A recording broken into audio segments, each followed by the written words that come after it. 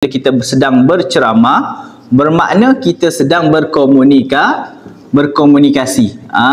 Kan, kita berkomunikasi. Dengan siapa tuan-tuan perempuan? Dengan audien lah. Dengan siapa pula kan? Okey, baik. Maksudnya kita berkomunikasi dengan audien secara beramai-ramai. Baik, tuan-tuan perempuan, dalam kita nak berkomunikasi, ada orang dia tengok apa yang kita cakap. Ada orang dia tengok apa yang kita buat. Jadi ini kita panggil komunikasi verbal. Okey, kalau dia faham dalam konteks perbuatan kita, contohnya kan, abang nak tak ni, dia tak sebut apa tapi dia geleng, itu pun komunikasi, cuma itu dipanggil non verbal. Okey, itu dipanggil non verbal. Masuk verbal di sini adalah 3V tuan-tuan puan. 3V. Apa 3V ni tuan-tuan puan? Yang pertama verbal. Kan? Yang kedua vocal. Baik. Yang ketiga visual. Kan, dalam kita berkomunikasi dia ada verbal, vocal and visual. So visual inilah selalunya tuan-tuan puan dia panggil non verbal. Maksudnya tanpa berkata-kata mereka telah fahami apa yang kita sampaikan. Sebab itulah tuan-tuan dan puan, kenapa orang faham apabila mereka menonton cerita Charlie Chaplin kan, Mr. Bean ataupun beberapa lagi movie-movie yang tak ada kata-kata. Dia tak ada kata-kata, dia buat aje kan. Selalunya teknik-teknik ini di-apply dalam movie-movie ataupun cerita-cerita yang lawak-lawak lah tuan-tuan puan ya. Salah satu bahasa non-verbal ni adalah body language tuan-tuan puan. Okey, body language ataupun kita sebut tentang bahasa badan.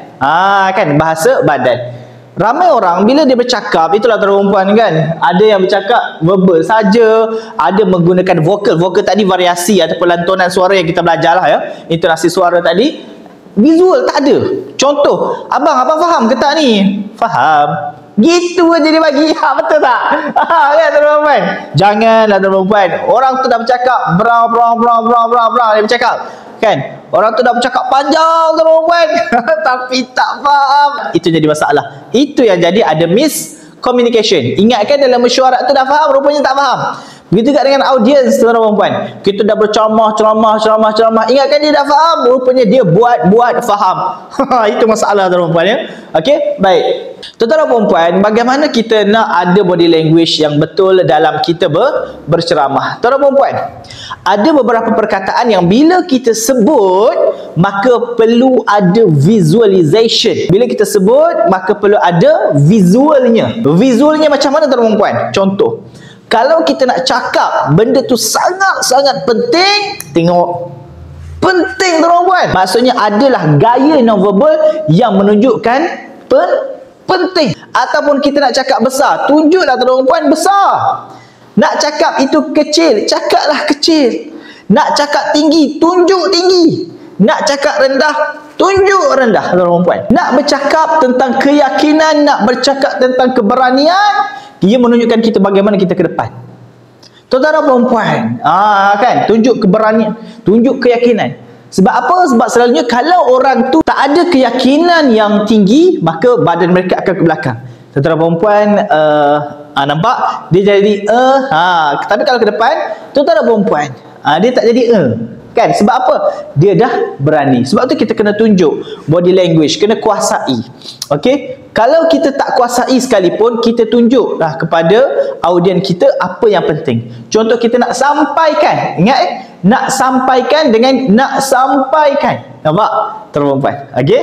Kita tunjuk, kita gayakan bahasa tu. Kan, bahasa sekali dengan badan. Maksudnya kita ada kerjasama di antara bahasa dengan badan. Bahasa dengan badan. Itu yang penting tuan-tuan puan. Sebab tu orang suka kadang-kadang dia suka jemput saya, dia tengok saya kadang-kadang dia dah faham dah walaupun tak dengar. Dia daripada jauh kan, baru sampai lewat kan, audien macam kita sekarang ni kan, sampai ke belakang, tapi belakang tu dia faham je kan, dia tengok aja kan apa benda mamat ni cakap kan, tapi dia faham. Sebab apa? Disekalikan dengan body language. Okey, dan inilah bahasa yang kalau Tok Cik Puan tak faham, ya, pergi ke mana-mana, travel kat mana-mana tak faham, you boleh guna bahasa badan. InsyaAllah dia faham, tuan-tuan dan puan. Jadi macam mana nak buat training untuk bahasa badan ni, tuan-tuan dan puan? Baik, contohlah tuan-tuan dan puan, ya. Contoh, saya bagi tidur. Macam mana nak tunjuk tidur, tuan-tuan dan puan? Okey, macam mana nak hayati? Hayati. Ni bukan nama orang, tuan-tuan dan puan. Bukan nama orang ni. Okey, macam mana kita nak tunjuk hayati? Okey. Yang ketiga, macam mana kita nak tunjuk benda tu penting? Okey. Ini untuk training, tuan-tuan dan puan, ya. Untuk training you boleh buat, okey. Yang keempat, bagaimana nak tunjuk hal itu sangat-sangat besar. Sangat-sangat besar kesannya, tuan-tuan dan puan. Okey. Yang kelima, sebelum tu, tuan-tuan dan puan, bila kita sebut tentang bahasa badan, dia bukan sekadar apa yang kita tunjuk melalui tangan, ya. Dari segi badan pun boleh juga. Contohnya macam, faham tak? Tanda apa, tuan-tuan dan puan? Tak faham kan? Ataupun kita geleng. Maksudnya daripada hujung rambut ni, tuan-tuan dan puan, sampai hujung kaki, maksudnya ada bahasa-bahasa dia tersendiri. Contoh kita bercakap kan, tangan duduk dalam poket, ya, tangan duduk kat belakang, kaki bersilang, ya, semua tu ada makna. Tangan duduk dekat kan, duduk kat sini. Apa makna dia? Kan macam-macam lah, tuan-tuan dan puan, ya. Bagaimana nak tunjuk gaya berfikir? Okey, buat 5 ni dahulu, tuan-tuan dan puan. Okey, nak tunjukkan bagaimana, ataupun satu lagi kita tambah, iaitu disiplin. Kan? Disiplin. Nak tunjuk macam mana, tuan-tuan dan puan? Okey, belajar bagaimana nak tunjuk perkataan-perkataan yang mahu kita sebut dan tunjukkan juga secara non-verbal.